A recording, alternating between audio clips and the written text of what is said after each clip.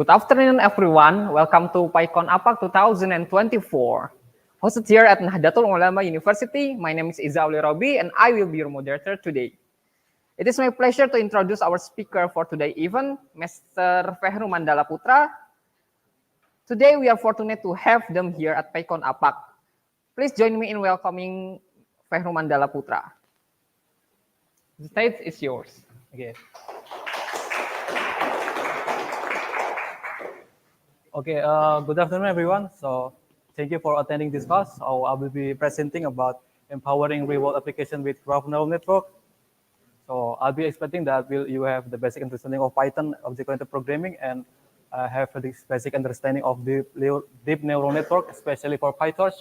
We will go through the basic concept a bit fast and the implementation using Python geometric library. And with the use case of using this graph neural network to solve the real-world problem. First of all, I will introduce myself. I'm not really that expert.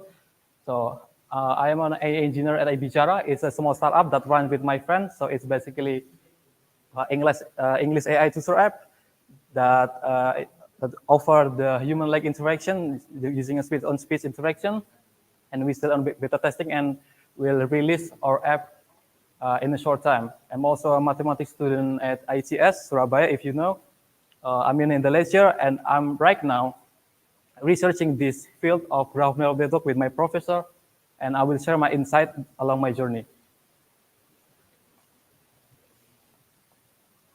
Okay, we will move for the definition first. So graph neural network are deep learning that designed to process graph structure data. So unlike the traditional machine learning network that we use, in traditional machine learning network, we assume that every data points are independent. They don't have correlation or links between each other. But in a graph structured data, we assume that every data points have correlation. For example, in this classroom, I think at least two or three of you know each other. You have some of a correlation between your friends, your family, and this relation or this feature, we can capture them using a GNN that traditional machine learning network that cannot capture. The GNN works by updating the node neighbor. So we have nodes and the neighbor of the nodes. So we build the node representation of this node using the neighbor of this node. For example, like this one, we capture the node feature from the neighbor. The first paper from GNN are from the jury in 2005 and Sarcelli in 2004. And why are GNN important? Like I mentioned before, GNNs can capture complex nodes and edges, and the relationship beyond the capabilities of standard ML algorithms. And basically that the data that we have usually in every lab are also graph data, for example, like a social network and a Facebook or Instagram. We can build a social network like a graph of a person with a correlation of following and followers. In a recommendation system, we can have user item interaction between them, and the ratings maybe can be the edge features and something like that. And also, they have good integration with any modalities such as text and images. For example, if you have a text classification maybe, and you build a model using that, using a traditional machine learning network, but you realize that your text, or for example, you have a news, your data have correlation with other data type or with other data points. And you want to capture that relation. So you could use your model to capture that text embedding, and you pass it to the graph neural network as a node features and learn that relation from that text. If your assumption is right, and that S feature have strong correlation with the label, you can improve your accuracy with some points. And as you can see from the graph, we have image, text, and graph. For example, like in a CNN, we have a sliding window for the localization. So we have a fixed mask. For example, we have a kernel size of 5 by 5. So we capture the 2 pixels away from the central pixel, and we multiply it by the weight matrix and do localization by aggregating it. We have fixed mask. It's also applied in the text. We have fixed mask. We capture the previous word embedding and the next word embedding and aggregating it to build the central word.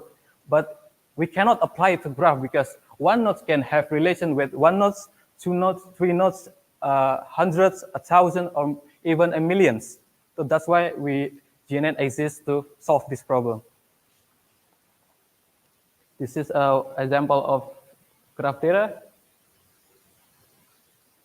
So if you for engineering major, maybe we already familiar with this. The graph consists of nodes and edges, and the graph itself is a combination of links and edges. For example, in the social network, we have, like example, Brian. He is 30 years old. He posts in his social media 3 times, and his location was in Surabaya. And Angela is 25 years old. He posts in her social media 10 times, and her location is Yogyakarta. They have been friends for 4 years, and they message a lot, for around 200 messages, and their last interaction was 3 days ago. Using this description, we can build a graph data using this, and we can do a lot of things. We can do a community detection. We can do targeted marketing. We can do a friend's recommendation. We can do a bunch of things for satisfy a user needs. This is a high level for the task. So we have 3 main tasks for the graph neural network. The node level task, so we're predicting the label or value for each node.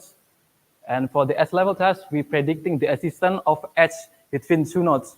So either you can predict the existence of the edges, or you can also predict the feature of the label. So maybe you can classify like the edge type or the edge regression. But in this level, graph, I explain it as predicting existence of edge. So, and the real world application maybe can be a recommendation system. For graph level, we're predicting the label or value for entire graph, and not just the individual node or edges.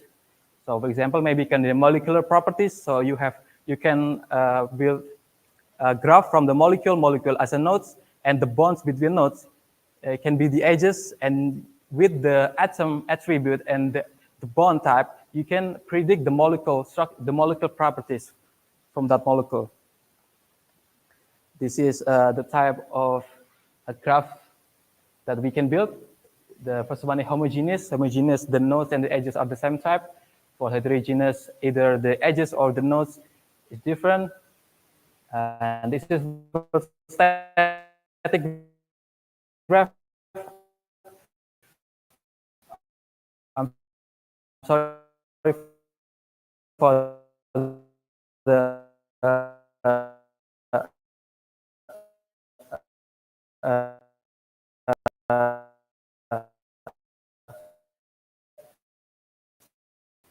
the color is not very.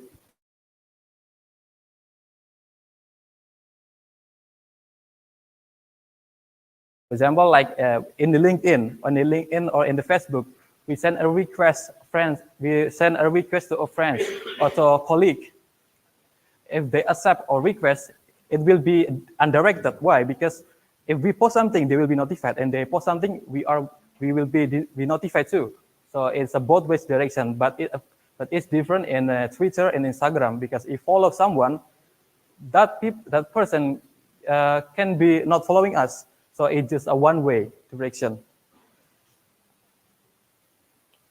So, sorry. So there are 2 approaches to training a graph neural network. The first one is transductive. So basically, to transductive, we pass all the graph data to a model, and we use the training mass to calculate the loss function, and using the validation mass, the question mark, to validate the matrix, to calculate the matrix.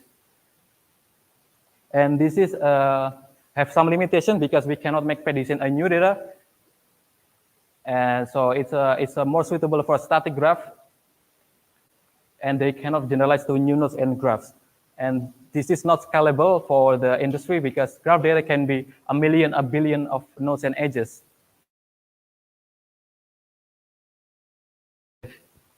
And the learning is they can generalize to the unseen nodes and even new graph itself, as long as the feature is the same, that follow the same distribution too. The advantages is the ability to generalize the new and unseen data, and they are useful for the type of dynamic graph the changing environment where new nodes are introduced over time. So it's kind of a mini batching, but the mini batching in graph neural network is different than the traditional one. But I will give it in the later slide. This is the core mechanism of GNN. So we update the node representation by using its neighbor. For example, we use the two hop neighborhood. So example, we want to build the node embedding from the node A. And we will do a to hop neighborhood. To hop neighborhood means the friends of our friends or the neighbors of our neighbors. So we select the direct neighborhood is B, C, and D. And from B, we have the neighborhood of A. Back again, for C, we have C and D for the second neighbor. And for D, we have A, C, E, and F. I forgot to add the C, but I think you got my point. And we aggregating it. So from A and D, we aggregating it to build the node representation in C. And from these nodes, we aggregating it to build the node representation of D. The aggregation function can be anything, can be a summation, max, min, attention, or LSTM, etc. If we have build this node representation, we aggregating it again to build this node representation of A. Okay, that is the basic concept. So this is the implementation, and this is for the GitHub link that I will implement. Maybe you can check out if you familiar, if you're interested in this topic. Okay, this is the layer from the Python geometric. So this is the implementation of GCN. GCN stands for Graph Convolutional Network. So it's kind of a convolutional neural network as usual, but it works on a graph. You can ignore the step 1, 2, 3 and the step 7 because I will focus on this step 4 and 6, where the message mechanism works. So if we want to build a layer from GNN, we can inherit from the message passing. Message passing is from, like, if I'm not mistaken, from torch.geometric.nn.message passing. You can build your custom layer with that. So you can, after you process your feature, you can pass it to self-propagate. So self-propagate have two mandatory parameters, X and S index. X for the node features, the S index for the edges. But you can pass anything in that function, for example, norm, and it will come out on the message function. So self-propagate will call three functions, message, aggregation, and update. First one, message. Message will build the message itself, the message from the source neighbor. So X underscore J. X underscore J, it means the node feature from the neighbor itself. And the norm is from this propagate. So basically, it normalizes the node feature of the neighbor. After we normalize this, the source propagate will call the aggregation function. Like in the constructor, we set the aggregation function is add, or in other words, summation. So from the message that we have from the source from the neighbor node, we summation, and then we move to the last function that is update. The update function will update the node feature from the central nodes. So using the aggregation function from the function, we will have the inputs and X. Inputs is for the node feature from the central nodes, and X is the result from the aggregation of messages. And we adding, and it will come out as out. And if out, you can process it more further. But in this implementation, we use final bias vector. But the self-propagate, this will implement one hop neighborhood message passing.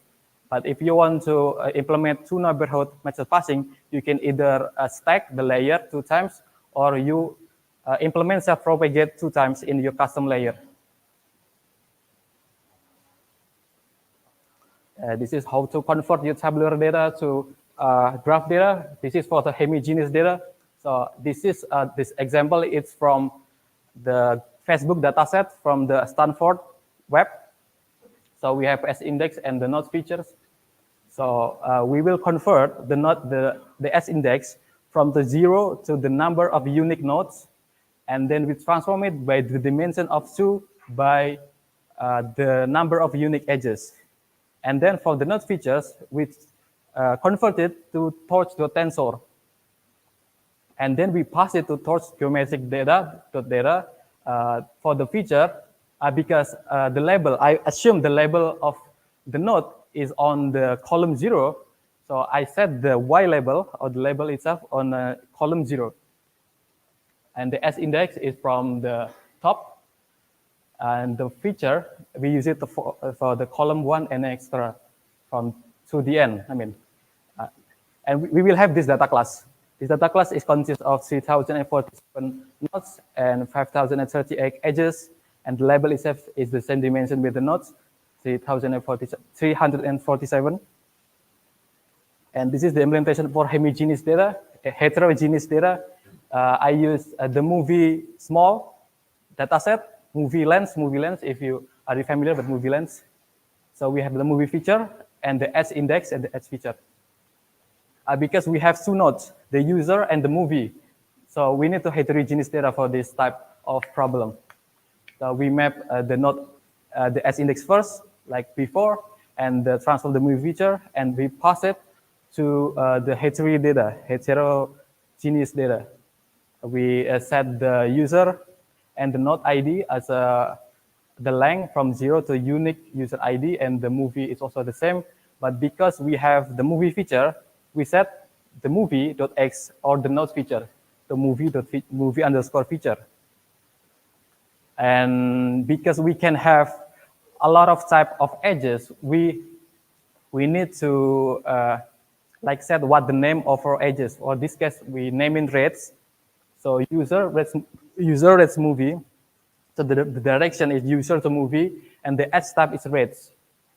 And we pass it the top of our edge index. And because we want to process it as an undirected graph, we transform it to undirected.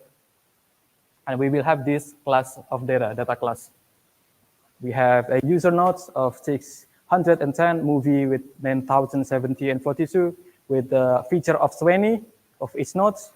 And we have edges from user rates to movie, 100,000. And because we want to see it as undirected, so we have reverse rates from movie to user. So it will affect how the model learn. You can visualize it using PyFiles or NetworkX or GraphS or any library that you know. This is for the Facebook dataset. So you can see we have like a friends group in this friends group again. It is friends group, and friends group. We can see the community just for visualizing it. And here we will move to how to train the GNN graph. Because we want to, as scalable as possible, we will try use the best practice from GNN. So for the data set splitting, for the nodes level prediction, we will use the random node split. And for the S level prediction, we will use random link split. And graph level, you can treat it as a learn for the selection. So we just take the 10 data at 10 nodes and the 20 nodes for validation and test. And don't forget to mention the label, where the label is in the Y. At the random split, we just use 10% of the whole edges. And we treat it as undirected, so is undirected is true. So for the node level, we will have a train mask, validation mask, and test mask that we can use for training. But for the edge level prediction, we will have 3 data, the data train, the data test, and data fall. But for graph level prediction, we will have a list of graph data.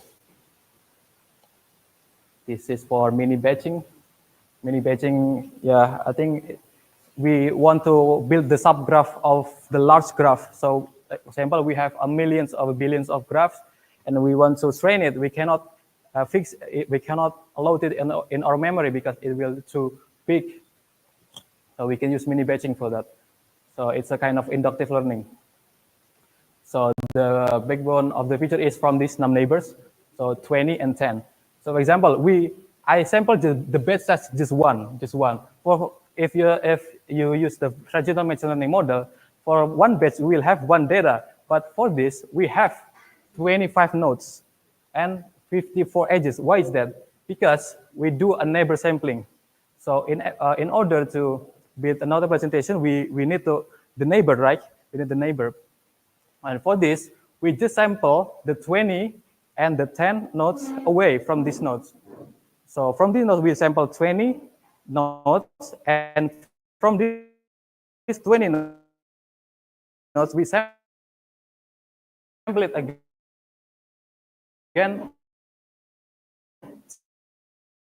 10 of them.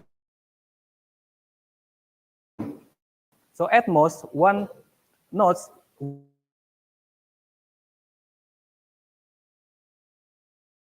and the edge level prediction is the same, but because the edges, they attach to two nodes, and these two nodes need to be neighbor sampling again. So we will have this 300 and this 2,600 because we sample it based on 32. But why? Why would the S label index and the S label index is 2 by 64, not 32? Because we do this negative sampling ratio. Negative sampling ratio will in this.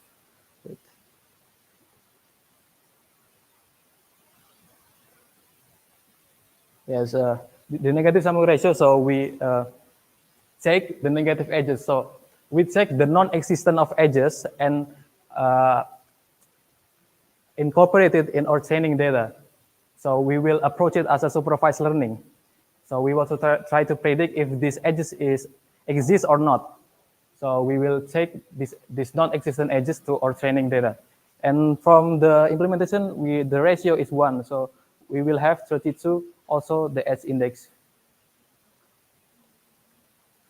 This is for the graph level data is the same like a usual data loader. So if it's based on 32, the sample will have 32 graph. And this is the sample of the first graph. The model is actually the same for every edge level prediction. So the basic concept is we will build the node embedding. So in this model, we use a three-stage curve for the model, and we build the node embeddings from this. And for the node level prediction, we will directing that node embedding to our task, either it's regression or classification. But for the edge level prediction, we build the node embedding from the encoder block, and with that node embedding, we will try to predict we're able to process that two node embedding. Either you can multiply it, you can do a dot product, you can do a concatenation for this case. So using that two nodes, you will predict that if that two nodes will have a connection or not. So that's why we split the edge index to 2, and we concatenated the node embedding, and we do the MLP, multi-layer perceptron, to predict if it will connect or not. For the graph level, is the same, like in the node prediction for this part, and the difference is from the global mean pool. So we do a global pooling on the node embedding to build the graph embedding. And from that graph embedding, we will process it using multi-layer perceptron to have our tasks on a graph. So this is the visualization. So for the nodes level prediction from the graph, we build the node embedding and then to the node prediction. But for the S level, we do a negative sampling, and we build the node embedding using the encoder block, and using the positive edges and the negative edges, we will process it using the decoder block and do the edge prediction. But for the graph, we build the node embedding, we pulling that to build the graph embedding and then the graph prediction.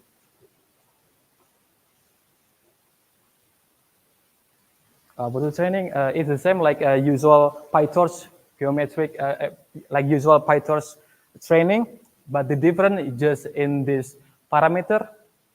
For this parameter, we have, I think we cannot see it. So it's batch.x, batch.node feature, batch.h index. And the difference is from this criterion. The criterion is the loss function. So the loss function, we just want to incorporate that one node that we want to calculate the loss, because we said the batch has just one node, but we have 25 nodes. So from the output in this model, we just want to calculate that one node in the loss function. So that's why I slicing this out, that embedding. The S level is also the same. So it just batch to S, batch to H index, the batch S label index, and etc. It's the same like a usual training in PyTorch model. The graph level is also apply the same. The difference just in the batch index, batch.h index, and batch.batch. Batch.batch is it will be useful for the global mean pooling to form the graph embedding. And you can visualize the loss if you have already trained it. Okay, that's implementation in a PyTorch. Maybe it is the use case that we can use GNN in social network analysis. We can do a link prediction, for example, like a predicting feature connection, friend recommendation, and partnership, like I mentioned before in the network. In social network analysis, we can identify a group that closely connected user, like interest-based recommendation. We can do the influence analysis, finding. We want to finding that user that is influential. Okay, we'll go to the last information. We have a collaborative filtering, yeah, like a product recommendation. And the bioinformatics, we have protein structure analysis, protein-protein interaction, and drug discovery. Yeah, and related. Okay, thank you. Maybe that's the end of my talk. If we have time, or we run out of time, right? So maybe that's the end of my talk. If you have any question or confusion, maybe you can contact me later out of this class. Yeah, thank you.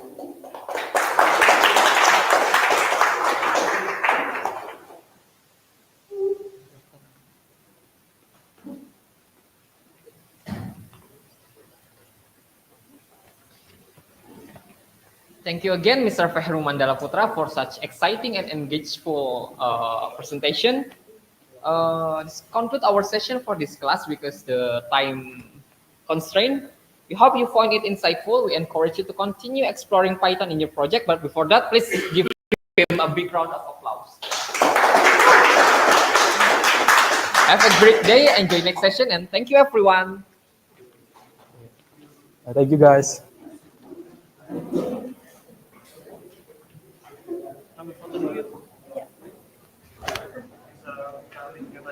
Link mana?